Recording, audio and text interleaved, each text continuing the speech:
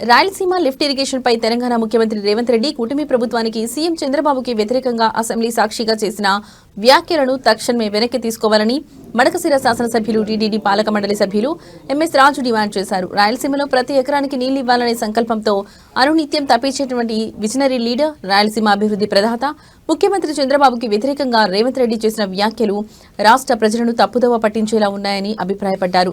Rayalaseema lift irrigation పనులు ఆగిపోవడానికి ముఖ్యమంత్రి చంద్రబాబుకి ఎలాంటి సంబంధం లేదన్నారు. జగన్మోహన్ రెడ్డి అధికారంలో ఉండగా ఈ లిఫ్ట్ ఇరిగేషన్ నిర్మాణానికి అవసరమైన అనుమతులను తీసుకోలేదన్నారు. దీంతో తెలంగాణ ప్రభుత్వం నేషనల్ గ్రీన్ ట్రిబ్యునల్ కేంద్ర ప్రభుత్వాన్ని ఆశ్రయించిందని, ఈ కేసులను విచారించిన ఎన్జీటీ కేంద్ర ప్రభుత్వం రాయలసీమ లిఫ్ట్ ఇరిగేషన్ ప్రాజెక్టుల పనులను నిలిపివేసిందని తెలిపారు. ఈ విషయాన్ని రేవంత్ రెడ్డి తన రాజకీయ స్వలాభం కోసం, తన గొప్పతనాన్ని చెప్పుకోవడం కోసం చేసిన ప్రయత్నంలో భాగంగా పూర్తిగా చంద్రబాబు ప్రతిష్టను దెబ్బతీసేలా ఉన్నాయి. ఇది ఏమాత్రం సమంజసం కాదన్నారు. ముఖ్యమంత్రి రేవంత్ రెడ్డి కూడా వాస్తవాలు తెలుసుకోవాలని, చంద్రబాబుకి వ్యతిరేకంగా చేసిన వ్యాఖ్యలను ఉపసంహరించుకోవాలని డిమాండ్ చేశారు.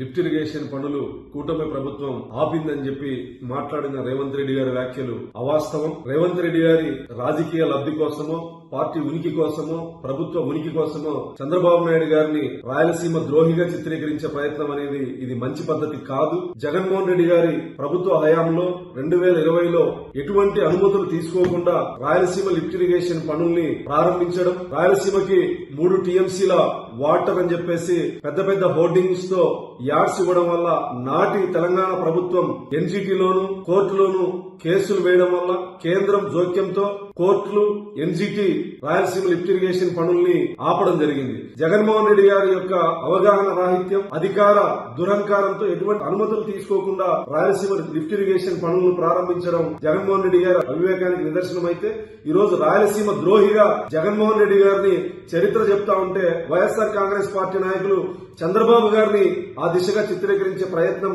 ఏమాత్రం వాస్తవం కాదు. 14 నుంచి 19 వరకు దాదాపు 12,500 కోట్ల రూపాయల ఖర్చు రాయలసీమ సాగునీటి ప్రాజెక్టుల కోసం ఖర్చు చేసిన ఘనత చంద్రబాబు గారిది అయితే, కేవలం 2,011 కోట్ల రూపాయలు మాత్రమే 5 సంవత్సరాల్లో జగన్మోహన్ రెడ్డి గారు రాయలసీమ సాగునీటి ప్రాజెక్టుల మీద అవి కూడా ఖర్చు పెట్టలేకపోయారు. ఇక్కడ రాయలసీమ ద్రోహి అనే వ్యక్తి ఎవరైనా ఉన్నారంటే అది ఖచ్చితంగా జగన్మోహన్ రెడ్డి గారే. నిజంగా రాయలసీమ మీద చిత్తశుద్ధి ఉంటే ఆ రోజుల్లోనే అన్ని అనుమతులు తీసుకుని రాయలసీమ లిఫ్ట్ ఇరిగేషన్ పనులు ప్రారంభించి ఉంటే ఈ రోజు ఈ దౌర్భాగ్య పరిస్థితి వచ్చేది కాదు. కేంద్రం జోక్యం, కోర్టుల జోక్యం, ఎన్జీటీ జోక్యంతో రాయలసీమ లిఫ్ట్ ఇరిగేషన్ పనులు ఆగిపోయాయనేది వాస్తవం. మీకు ఆధారాలతో సహా నిరూపించడానికి రాష్ట్ర ప్రభుత్వం సిద్ధంగా ఉంది.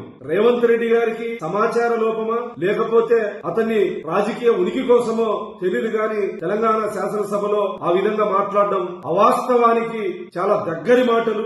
అందులో ఏమాత్రం వాస్తవాలు లేవని చెప్పి ఈ సందర్భంగా తెలియజేస్తాను. వైఎస్ఆర్ కాంగ్రెస్ పార్టీ నాయకులకి రాయలసీమ ప్రజలు అమాయకులు కాదు. 14 నుంచి 19 వరకు రాయలసీమ ఇరిగేషన్ కి ఎవరు చిత్తశుద్ధితో పనిచేశారు, అదేవిధంగా 19 నుంచి 24